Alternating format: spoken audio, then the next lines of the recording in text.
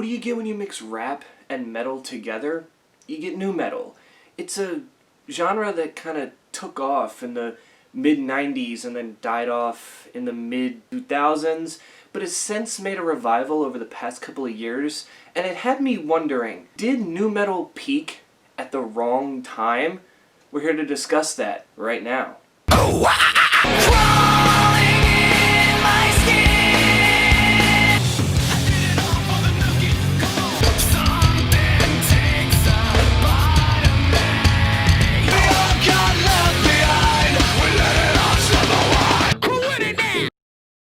So, to me, the nu metal era kind of started somewhere around 1994-ish, right around the time when, Kurt Cobain passed away and grunge was basically not the fad anymore. It was this new, aggressive thing that was taking off called nu metal. It was one of the first times ever in the music industry that rap and metal were being very generous to each other and being very accepting.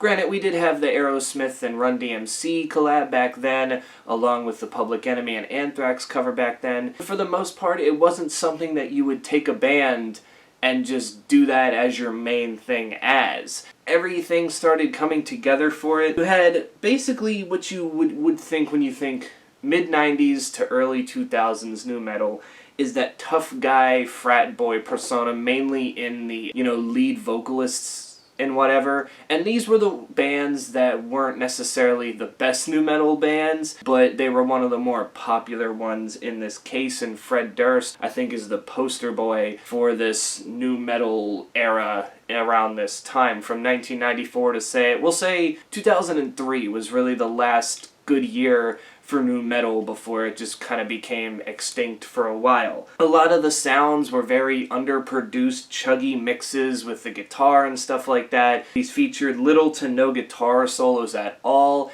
and there were not only rappers present, but for the most part, every band had a turntablist at some point in time. Linkin Park still does with Joe Hahn, but that's just what it was. You needed to have a turntablist for this whole thing to work, because you never know, you might get a hit with a rap song somewhere, you just don't know that. Come my lady, come my lady.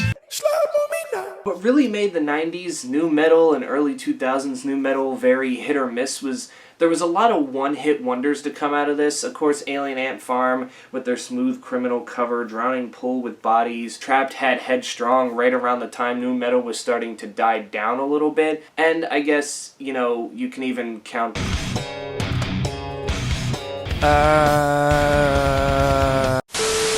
some of the biggest bands in the genre, as I mentioned, Limp Bizkit, Linkin Park, Korn, Rage Against the Machine, and Slipknot were also taking the world by storm. It seemed like this is what people wanted nu metal to be, especially with Slipknot, because they brought this new aesthetic to it, adding the masks into their resume, kind of leading us to pay more attention to the music than who are the people behind the masks, and it really made it more interesting because you're seeing these guys who are just crazy on stage, and when they put the masks on, it became like a persona for them, and it really added to the nu metal. And, Linkin Park, probably people will call them, very, very edgy back in the day because they had a simple structure, which was Mike Shinoda raps, and then you'll have multiple turntables by Joe Hahn with guitars and drums going, and then you'll have Chester Bennington usually screaming out the chorus somewhere, but it worked, and it got some of their catchier hits, like One Step Closer, Paper Cut, In the End, and Crawling, which were off of their highly successful 2000 debut record, Hybrid Theory. That really took the world by storm there. Korn was one of those odd ones because they really made it like super dark. Like nu metal, it was depressing and kind of whiny in this case, but Korn did it in a different way to where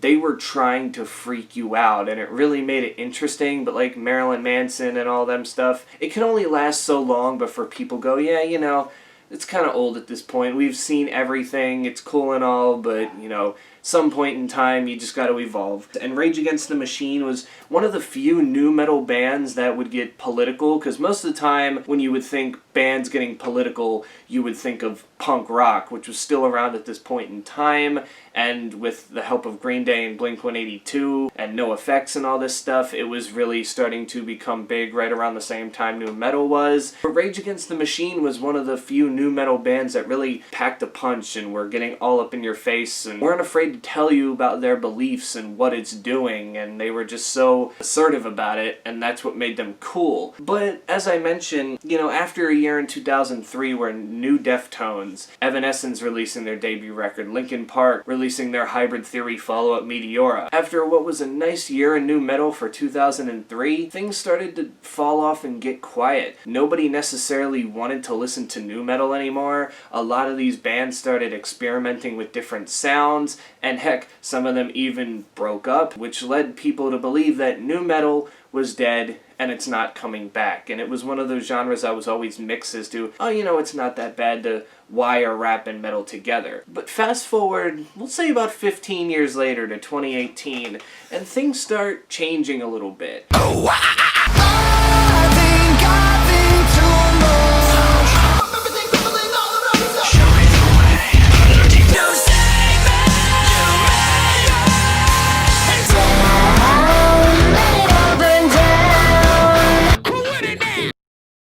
Nu metal had been hanging around, but it wasn't necessarily in the mainstream that much throughout 2003 to 17. But in 2018, a re-emergence started coming up, and you had bands like I Prevail, Fever 333, From Ashes to New, and heck, there was this thing that was popping up called emo rap, where a lot of rappers like XXXTentacion and Lil Peep would have their own little segments to it, especially X with this whole nu metal type vocals, and he would add these heavy guitars in some places.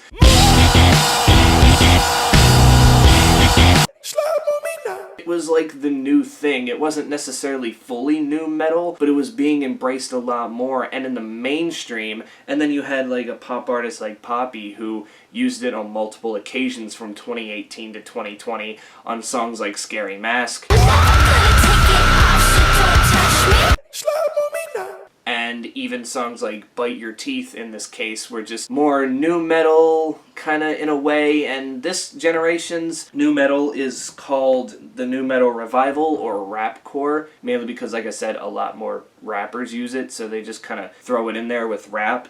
And to me, too, I feel like this kind of nu metal takes more from metalcore as well, as there's more breakdowns, there's more riffs involved, and there isn't necessarily rapping, but there's a lot more of the shouting vocals that we would get in metalcore, which were present in the early nu metal, but at the same point in time, I don't ever recall any really nu metal band being this heavy before. You can say, like, oh, Korn was heavy, Marilyn Manson was heavy. They were heavy to an extent, but these people who tackle nu metal now are really, really going, you know what? We can go mainstream with this, but we're still going to have this one big breakdown in here just to show people that, hey, this music isn't bad and it deserves attention, and I think it's helping it out a lot. It also has just better and cleaner production overall, and I know some people aren't necessarily for the better and clean production because it's too computerized, but I mean, when you adapt to technology over the years, that's just kind of what happens. I'm not saying that the people now don't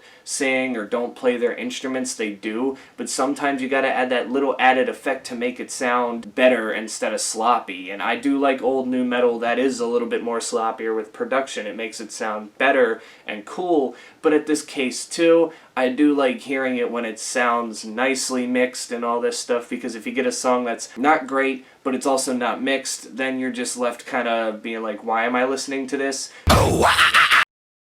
That's basically my opinion, is nu metal in 1994 to 2003, I don't necessarily think it peaked at the wrong time, because it definitely was the next genre that was going to take over, like I said, once grunge pretty much had its short run. And I think it would have lasted longer had pop punk not have been like huge as well around this time. Like, this was the first time in years that two rock genres were really like taking off and fighting against each other, because I feel like pop punk was only like more successful for a long period of time because it had the catchy riffs, the catchy hooks, and it had that boy band aesthetic, but it was more rock oriented, so we just kind of ignored it and said, this is cool. Plus it had the word punk in it, so it was still a little punky, but instead of getting political, it was more about girls and being sad and all this other relatable stuff that you might, relate to, and,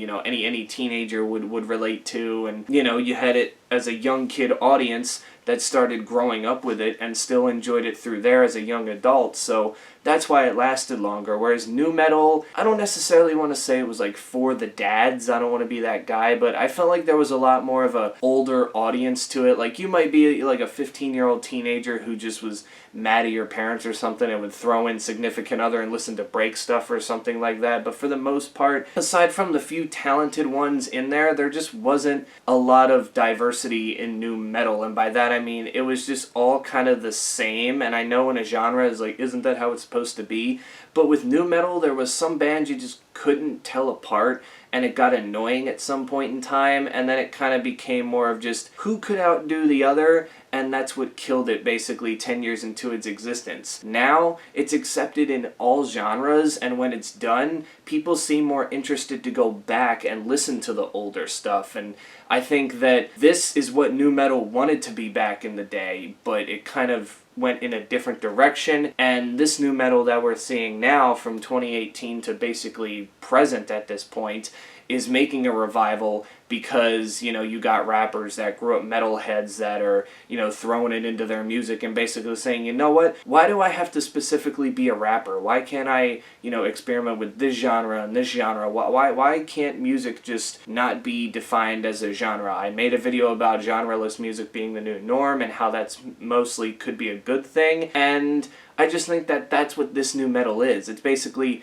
genreless nu metal, if you get what I'm saying. Because, like I said, I don't think you can specifically label any band or artist nowadays as nu metal, but you can definitely point out points in their discography where you go, huh, that was very nu metal-y of them. And it's just cool that they're paying homage and reviving this genre that we thought 17 years ago when it started to die off, that it would be dead forever. It would mainly just go back to being underground. No one would care about it anymore. And yet we're getting songs on the mainstream that, you know, feature breakdowns and stuff like this and screaming because it's in with the crowd now. So, yeah. That basically does it for me. You can tell me in the comments below, what do you think? Did nu metal peak too early? Or is this imposter nu metal? I don't know. I'd really love to hear opinions on this. But yeah, until then, stay safe out there, and I will catch you all in the next one.